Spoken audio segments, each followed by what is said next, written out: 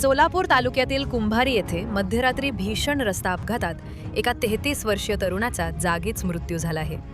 मृत तरुणाचे नाव केदार जगदीश वकराने, वय 33, राहणार भवानीपेठ सोलापूर असे आहे. मिळालेल्या प्राथमिक माहितीनुसार मध्यरात्री सुमारे 1:30 वाजता अक्कलकोट ते सोलापूर या हायवेवर गंगाप्रसाद पेट्रोल पंपाजवळ ही दुर्दैवी घटना घडली. दुचाकीवरून केदार जगदीश वकराने हे अक्कलकोट ते सोलापूर या रस्त्यावरून जात असताना कारने त्यांच्या दुचाकीला जोराची मागून धडक दिली.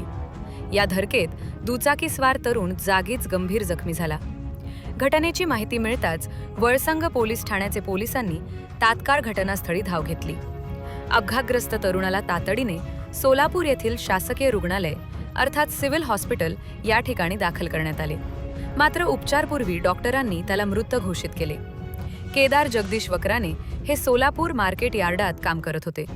त्यांच्या पश्चात आई, पत्नी आणि 2 लहान मुले असा परिवार आहे.